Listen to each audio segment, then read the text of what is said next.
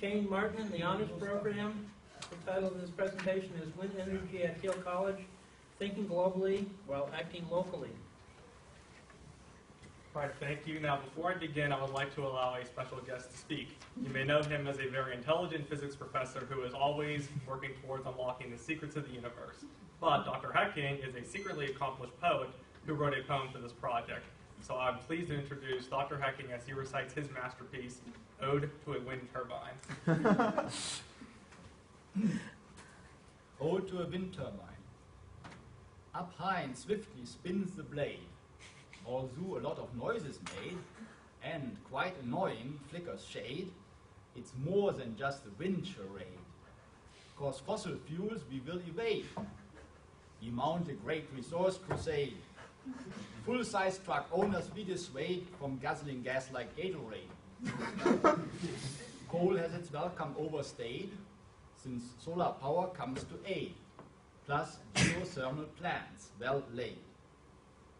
That future energy is made as cheap as little girl's lemonade, will right-wing doubters soon persuade to give up all petroleum trade and not fear any oil blockade. The gas dependency will fade as if hit by a hand grenade. The future need not be afraid. Sustainability is made.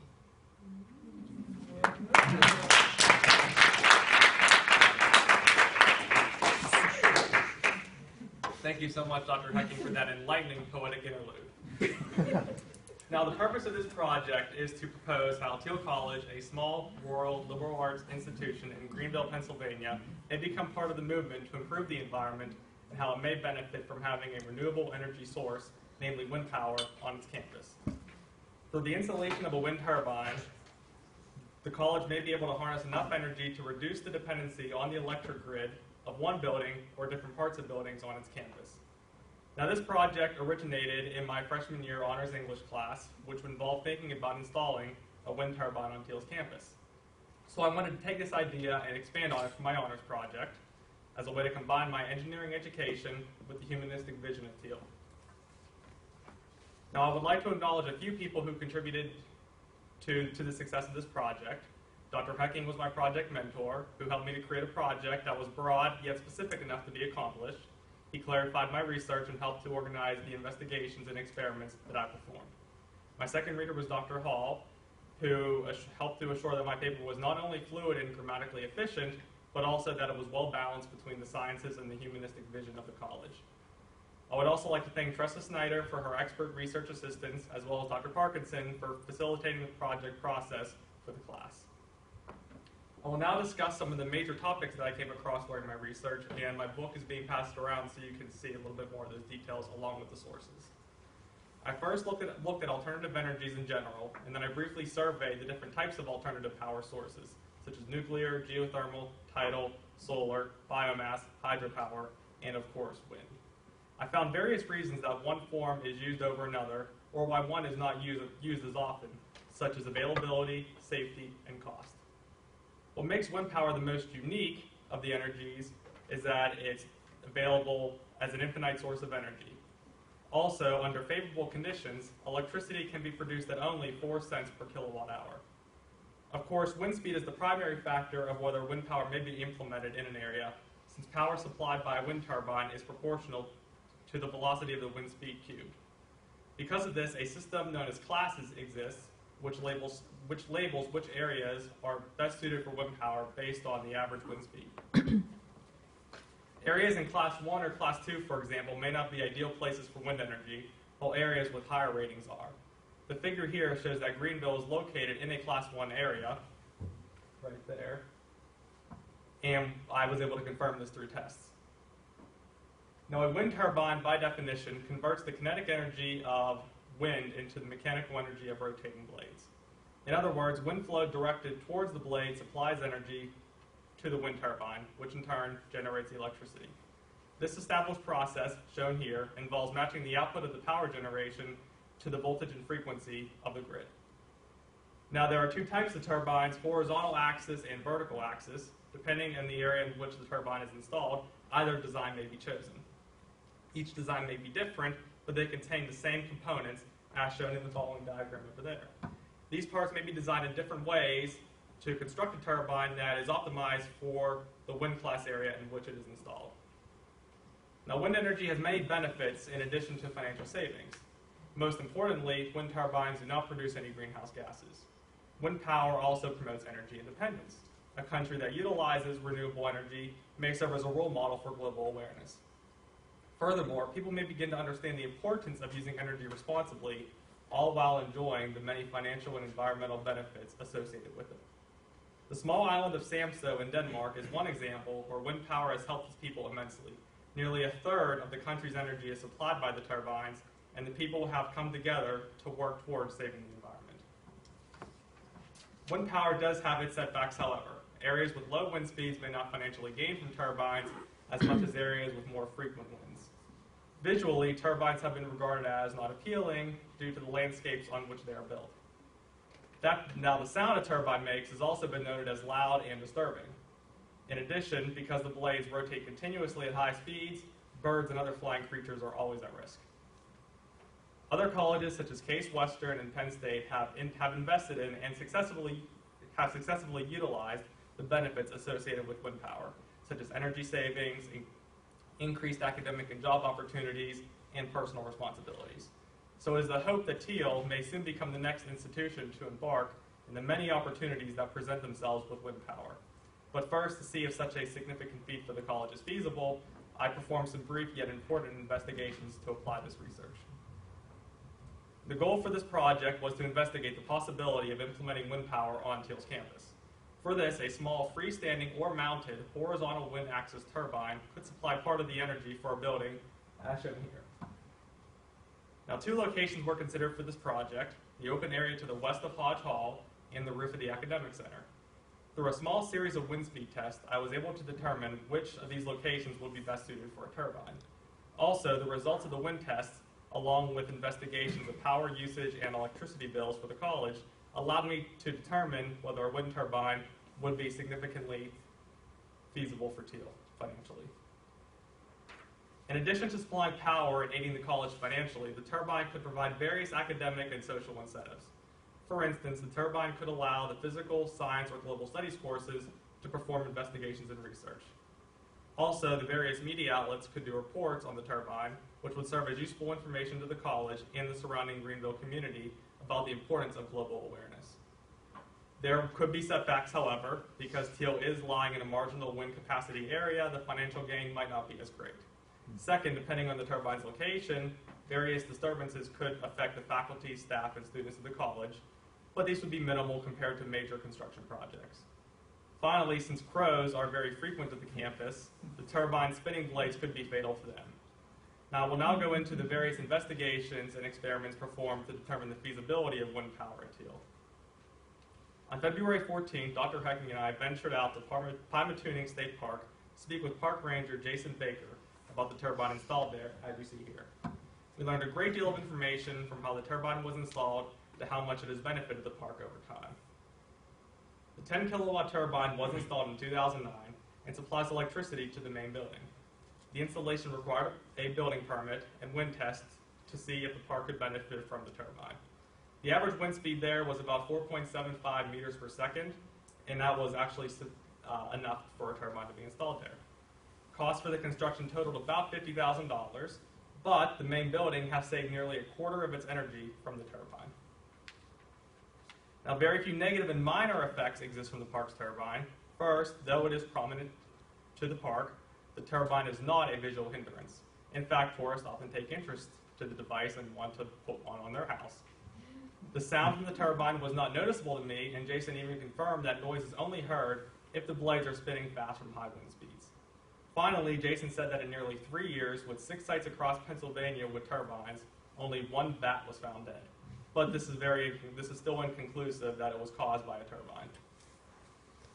Of prime importance for this project was testing the wind speeds at 2 areas of interest on campus for the project, the open area beside Hodge Hall and the roof of the Academic Center. And to do this, Dr. Hecking and I purchased a wind meter that you see here, which reads out various wind speeds as the fan on the top spins. The wind tests for each area were conducted over a 2-week time interval for about 10 minutes each. The table shown here summarized the results from the test at each location.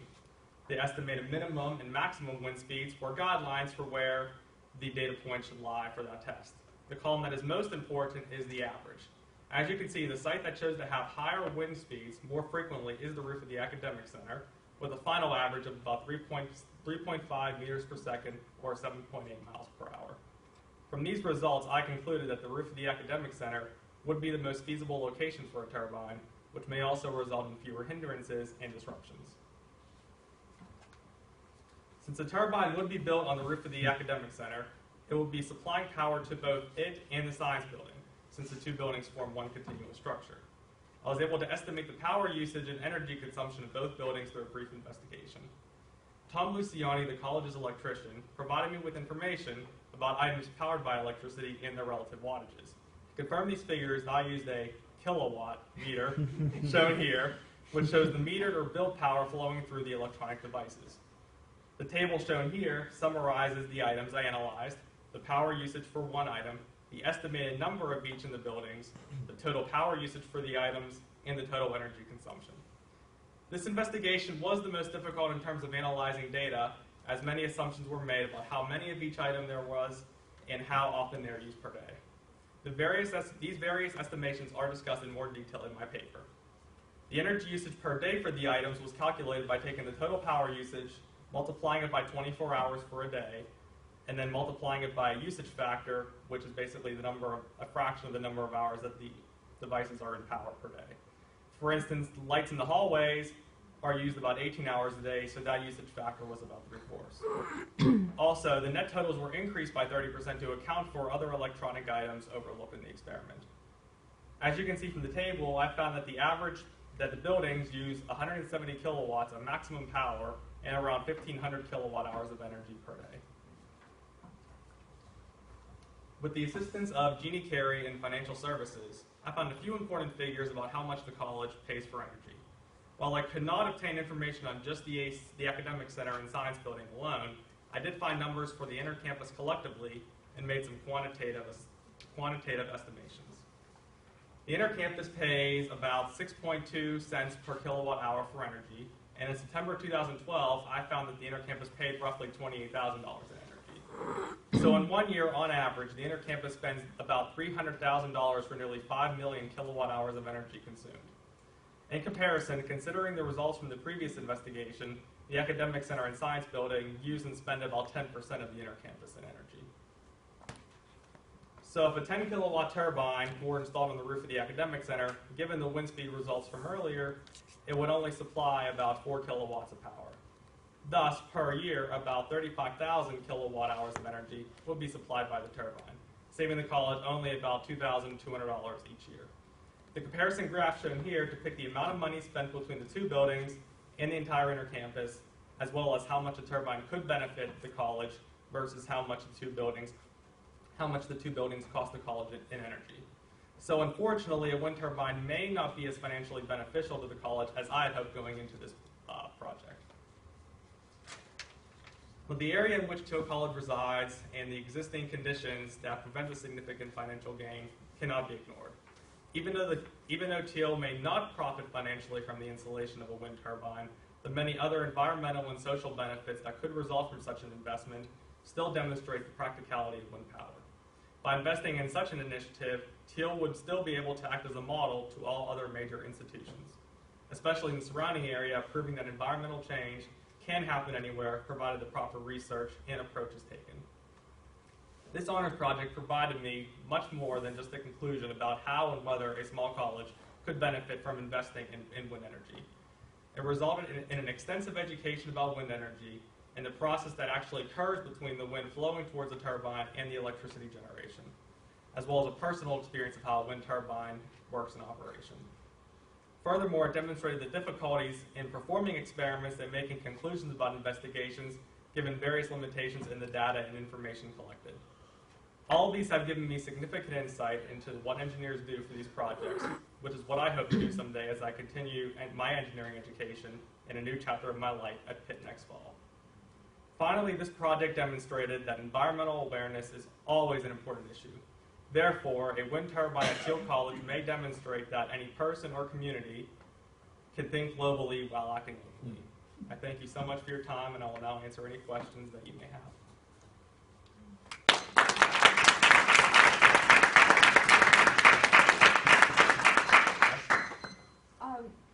Out of curiosity, the device that you purchased to measure wind speed seems rather small, and I'm assuming that when you were measuring the wind, you were not standing at the top of a step ladder or anything. So Yeah. do you think that elevating where you take your samples from would change the outcome of Like by Hodge, for instance. exactly? Well, yeah, that was one of the biggest concerns that or the biggest hindrances that this experiment is kind of inaccurate for, because, again, being on the roof of the academic center, you are already at an elevated height, whereas when you're standing on the ground, you're just holding it up like this. And that could be possibly why the wind wasn't as great there as it could have been on the AC. And that's just something, we don't have a big step ladder or any way to get on a roof there to test those wind measurements. Yeah. Sean? Mine will be just brief. You said the west side of Hodge. Do you mean the freshman quad? In that No, case? like there's that gray building by maintenance. Okay, the old printing center. Yeah, that kind of area in front of it. That's what we were Okay. thinking. Okay. Yeah. Thank you. I was wondering if you learned anything about the carbon footprint of producing wind turbines. Was that at all in your research? About how much greenhouse gas is used or produced, in the actual building of a turbine? No, that was something we didn't come across in the research, but I did. Yeah, but one of the things I did come across, sort of complementing that, is there was a wind farm in California, I believe. And I believe I mentioned in the paper. They actually show that the wind farm has actually offset the amount of greenhouse gases in the air. So that's actually But yeah, we never considered putting that or thinking about what goes into making a turbine. But that's a good question. Thank you. Any other questions? All right, if there's no questions, I thank you so much for your time.